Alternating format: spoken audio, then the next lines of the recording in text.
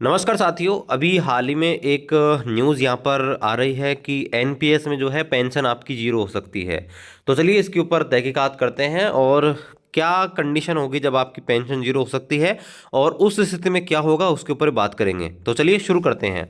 यहाँ पर देखिए एक पेपर के अंदर यहाँ पर ये पब्लिश हुआ है जो कि आपके अमर उजाला है। तो यहाँ पर आप देख सकते हैं पीएफआरडीए ने किया बदलाव, अब पेंशन के लिए यह नियम लागू होगा। यहाँ पर देखिए बताया गया है कि पेंशन फंड नियामक और विकास प्राधिकरण यानी कि पीएफआरडीए इंग्लिश में pension fund regulatory development authority. तो यहाँ पर ये जो है जो पेंशन होती है उसको रेगुलेट करती है और इसके ऊपर अथॉरिटी है ये, ठीक है। तो यहाँ पर देखिए इन्होंने एक बड़ा बदलाव किया है। इसके तहत अगर कोई यूपीएस में शामिल सरकारी कर्मचारी पेंशन नियमावली 2021 के तहत, ये बात हो रही किसकी, यूपीएस की, ठीक है, यूपीएस की। यूपीएस के तहत अगर कोई सरकारी कर्मचारी पेंशन विकल्प का चयन नहीं करता है तो वह अपनी पेंशन से हाथ धो बैठेगा। अभी तक इस प्रकार का कोई विकल्प नहीं था, लेकिन अब इसे अधिसूचित कर दिया गया है।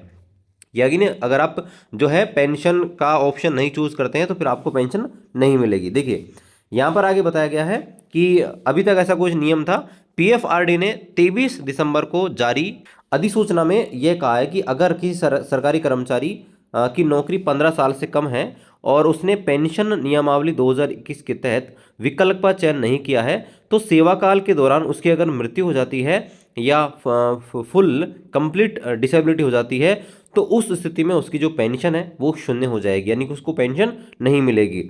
यानी कि पेंशन नहीं मिलेगी तो क्या होगा, तो यहाँ पर देखिए बताया गया है हालांकि उसका जो व्यक्तिगत कॉर्पस होगा, जो उसका अमाउंट इकट्ठा हो रहा होगा, उसका सारा पैसा उसके परिवार को दे दिया जाएगा अगर 15 साल की सर्विस से कम है। तो अगर उस सर्विस 15 साल से 20 साल के बीच है तो भी ये भी सही शर्त लागू होगी। ऐसी स्थिति में यूनिफाइड पेंशन स्कीम यूपीएस के तहत 20 साल से ऊपर नौकरी करने पर ही मौत और फुल डिसेबिलिटी के केस में पेंशन का लाभ मिलेगा। राष्ट्रीय पेंशन योजना एनपीएस में साफ प्रावधान था कि रिटायरमेंट से पहले कभी भी मौत या डिसेबिलिटी हो जाती है तो कर्मचारी और उसके परिवार को हक था कि वे दोनों विकल्प में से कोई भी एक चूज कर सकते थे, यानी कि ओपीएस और जो करंट पेंशन थी उसमें, ठीक है। प्रथम वह अपने अंशदान को ब्याज सहित वापस ले लेता था और पेंशन के रूप में अंतिम वेतन का महंगाई भत्ते के साथ 50% ले ले, यानी दो ऑप्शन थे उस समय। अगर कोई कर्मचारी ये आपके एनपीएस के अंदर अगर कोई कर्मचारी की डेथ हो जाती है तो दो विकल्प होते हैं उसके परिवार के पास। फर्स्ट कि वह अपने अंशदान जो है, यानी कि जो कर्मचारी का जो भी पैसा था उसका जो अंशदान है, अंशदान को ब्याज सहित वापस ले ले और पेंशन के रूप में अंतिम जो वेतन है उसकी महंगाई का 50% 50% ले ले, महंगाई और डीए का। समझे, इसको देखो समझाता हूँ। मान लीजिए एनपीएस के अंदर आपका जो पैसा है वो कट रहा है, हाँ, बेसिक आपका जो 10% है वो, और वो आपका इकट्ठा हो रहा है, उसमें गवर्नमेंट का भी कंट्रीब्यूशन रहता है। लेकिन अगर आप चाहते हैं ऑप्शन नंबर 1 कि आपका एनपीएस का पैसा आपको मिले, तो उस स्थिति में जो गवर्नमेंट का जो पैसा है वो आपको नहीं मिलेगा, सिर्फ आपका जो अंशदान है वो आपको जो इंटरेस्ट यानी कि बढ़ा हुआ जो है वो आपको मिल जाएगा। लेकिन साथ में आपको क्या मिलेगा, पेंशन। और पेंशन क्या मिलेगी कि जो भी आपका मूल वेतन होगा प्लस महंगाई भत्ता और 50%, यानी कि ओपीएस के जैसा। दूसरा ऑप्शन क्या था, दूसरा ऑप्शन यह था कि एनपीएस फंड में कुल जमा कॉर्पस है, कुल जमा यानी कि गवर्नमेंट का प्लस एम्प्लॉय का दोनों का, ठीक है, उसका कॉर्पस में से 20% ले सकता था और 80% कॉर्पस का एन्युटी करवाकर पेंशन ले सकता था। 15 वर्ष से कम में नौकरी में मौत होने पर भी पहला विकल्प डिफॉल्ट के रूप में रहता था ताकि यह विकल्प भरना नहीं पड़े और इसका बेनिफिट मिले।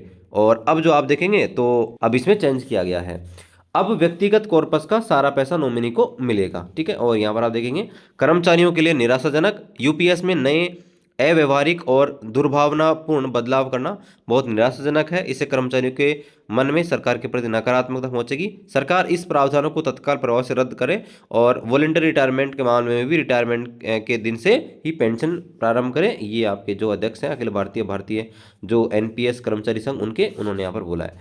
तो यहाँ पर देखिए सिंपल सी चीज़ आपको बताऊं कि अगर कोई कर्मचारी है, अगर 15 साल से कम की सर्विस है और उसने पेंशन का ऑप्शन नहीं चूज किया बाय डिफॉल्ट, तो उसका जो पैसा है वो कॉर्पस उसके जो जो भी उसका पैसा सारा का सारा वो उसके जो फैमिली मेम्बर उनको मिल जाएगा, यानी कि पेंशन नहीं मिलेगी, उसकी फैमिली जो पेंशन मिलती है वो यहाँ पर नहीं मिलेगी, ये इसमें है। हालांकि ऑफिशियल सर्कुलर हमको नहीं मिला, ये जो पेपर में जो था इसको हमने बताया है, ठीक है। तो ये दोस्तों पूरा मामला है। पेंशन नहीं मिलेगी इसका मतलब है कि पैसा मिलेगा, ठीक है, जो भी पैसा उसका बढ़ा हुआ है, जो भी कॉर्पस है, ठीक है, वो टोटल उसको मिल जाएगा, ठीक है, गवर्नमेंट का जो टोटल कॉर्पोरेशन है वो, ठीक है, लेकिन पेंशन नहीं मिलेगी, ठीक है, ये सारी चीज़ें हैं। तो ये दोस्तों अपडेट है। बाकी कोई अपडेट आता है रेल कर्मचारियों के लिए तो उसका अपडेट हम आपको दे देंगे। तो आपसे निवेदन है, चैनल पर आप नए हैं चैनल को सब्सक्राइब करें, बेल आइकन को प्रेस करें। कोई डाउट है कमेंट कीजिए, मिलते हैं अगले वीडियो में, तब तक जय हिंद, वंदे।